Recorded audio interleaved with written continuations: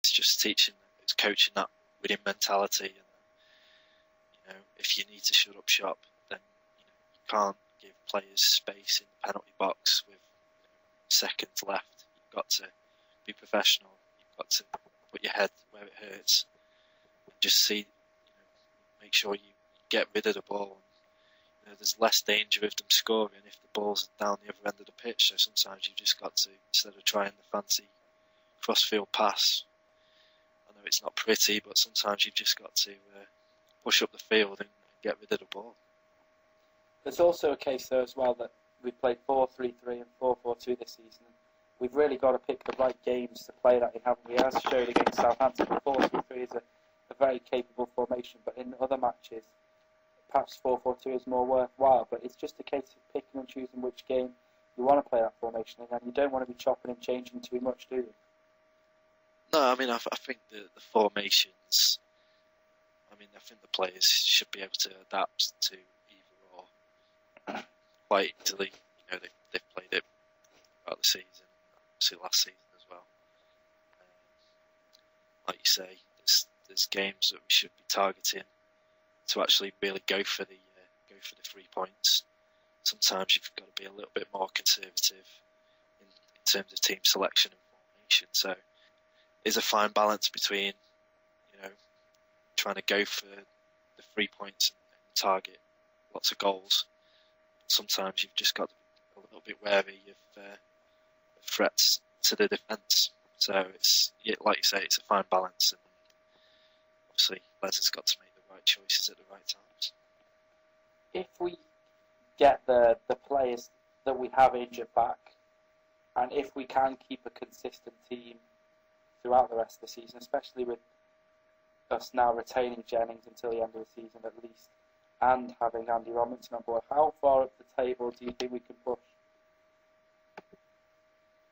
Yeah, I mean, I think mid-table is a realistic target, to be honest. I mean, you see, like we were saying last week, I think, with Rochdale, they've gone unbeaten in January, and obviously unbeaten so far in February as well.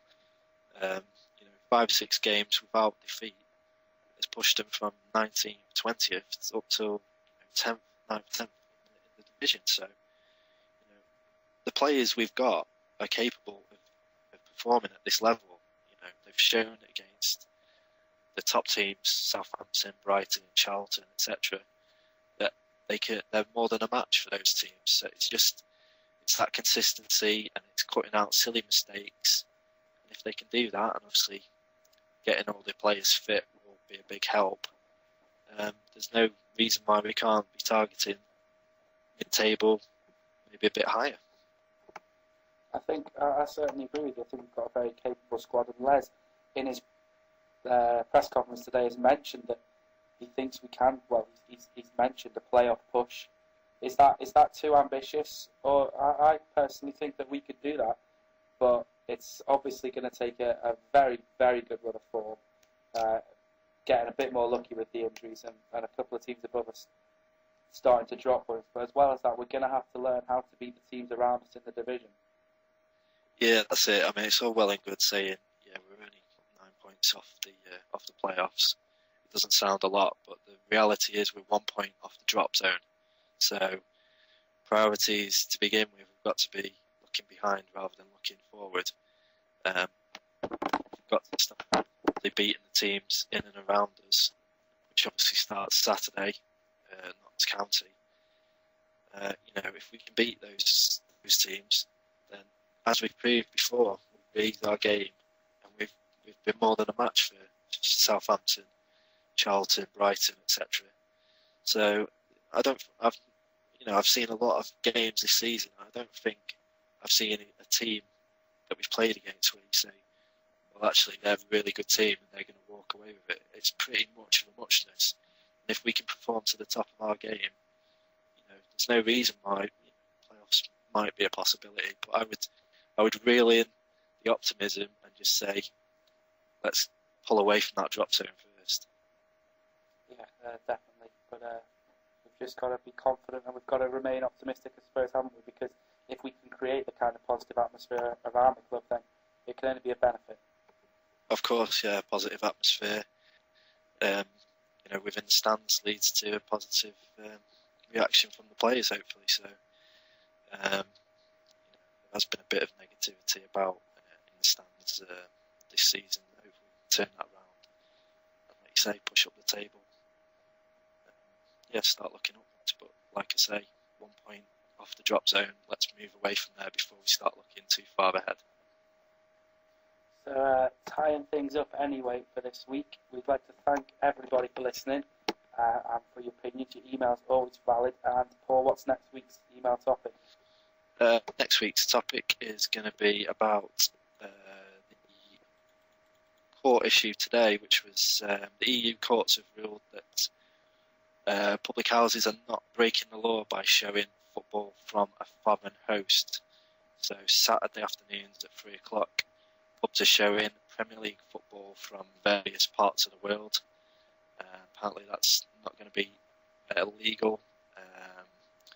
But is this having a negative effect on lower league football clubs, attracting crowds? Would you rather go to the pub to watch a Premier League game than go into Prenton Park on a Saturday?